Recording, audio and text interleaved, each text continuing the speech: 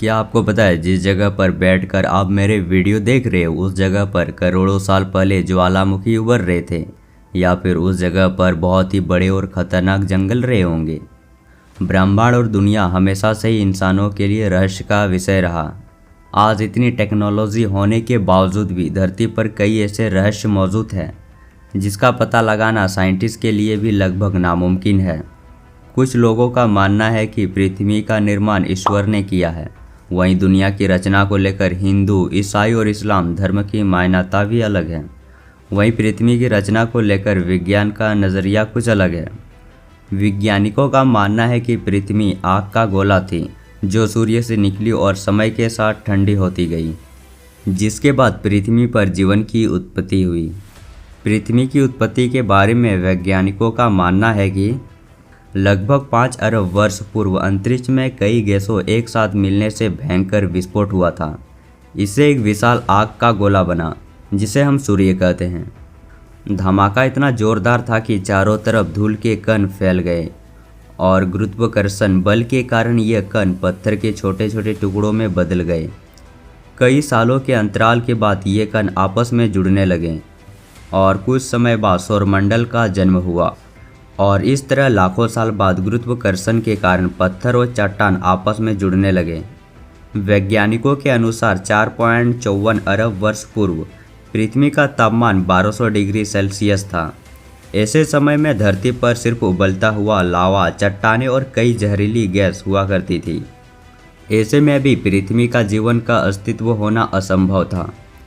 पृथ्वी के उत्पत्ति के समय थिया नामक ग्रह 50 किलोमीटर प्रति सेकंड के गति से पृथ्वी की ओर बढ़ रहा था।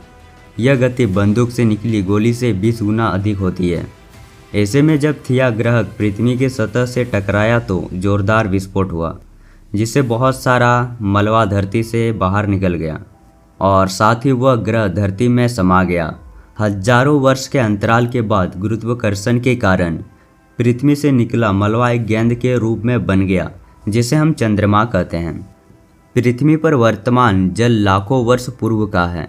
उस समय चंद्रमा पृथ्वी से बहुत निकट था, जिसके कारण उसके गुरुत्वाकर्षण बल के कारण पृथ्वी पर तूफान आते रहते थे।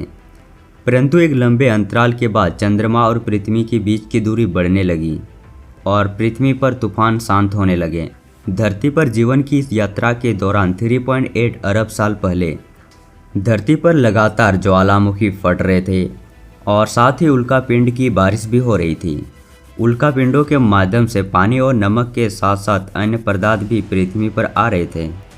इतना ऊंचाई से उल्कापिंड गिरने के कारण वो गहरे पानी में चला जाते थे, जहां सूर्य की किरणों का उन तक पहुंच पाना असंभव था। बाद में ये उल्कापिंड ठंडे होकर पानी में जमने लगे। इतने सालों के बाद भी ज्वालामुखी के फटने और जहरीली गैसों को निकलने का सिलसिला अभी भी जारी था। जहरीली गैसों में कार्बन डाइऑक्साइड सूर्य से निकलने वाली किरणें को अवशोषित करने लगी और इससे पृथ्वी का तापमान बढ़ने लगा। दोस्तों, धरती का तापमान तो बहुत ज़्यादा बढ़ गया है। उससे पहले हमारे चैनल का भी तापमान बढ़ा दीजिए, यानी कि सब्सक्राइब कर दीजिए।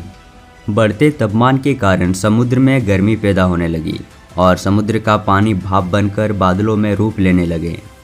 साथ ही कार्बन डाइऑक्साइड गैस के कारण अम्लीय वर्षा होने लगी। कार्बन डाइऑक्साइड के साथ साथ वर्षा के कारण यह गैस चट्टानों और पत्थरों द्वारा अवशोषित हो गई और कुछ हजार वर्ष के बाद पृथ्वी का तापमान घटकर 0 से 50 डिग्री कम हो गई। इससे धरती बर्फ के गोले में तब्दील हो गया। ज्वालामुखी फटने की प्रक्रिया अभी भी चल रही थी, लेकिन बर्फ की अधिकता के कारण ज्वालामुखी से निकलने वाली गर्मी को बर्फ पिघला नहीं पा रहा था और इसके अलावा कोई अन्य स्रोत भी नहीं था जो जहरीली गैसों कार्बन डाइऑक्साइड को अवशोषित कर सके। तब भी चट्टानें और पत्थर बर्फ के नीचे दबे थे। कुछ समय बाद कार्बन डाइऑक्साइड गैस के बल ने सूर्य की गर्मी को अवशोषित करना शुरू कर दिया, जिससे बर्फ पिघलने लगी। इसके बाद पृथ्वी पर दिन 22 घंटे के हो गए थे। बर्फ के लगातार पिघलने से सूर्य से निकलने वाली हानिकारक पराबैंगनी किरणें सीधे पृथ्वी पर पड़ रही थी, जिससे एक रासायनिक अभिक्रिया शुरू हो गई और पानी से हाइड्रोजन बनने लगा और उसके टूटने के बाद ऑक्सीजन बनने लगी। जब ऑक्सीजन गैस धरती से 50 किलोमीटर ऊपर उठी तो वहाँ रासायनिक प्रतिक्रिया शुरू हो गई, जहाँ ओजोन नाम का एक परत बनी जिसने सूर्य से आने वाली पराबैंगनी किरणें को सीधे धरती पर आने से रोकने का काम किया। अगले 15 करोड़ सालों तक इस गैस की परत बहुत मोटी होती चली गई और इधर पृथ्वी पर ऑक्सीजन गैस की मात्रा बढ़ने लगी, जिससे पेड़ पौधे धरती पर होने लगे। दोस्तों, क्या आपको पता है धरती पर इंसानों का जन्म कैसे हुआ? अगर आपको नहीं पता है तो कमेंट बॉक्स में लिखना ना भूलिएगा। तो मिलते हैं अगले वीडियो पे, तब तक के लिए बाय बाय दोस्तों।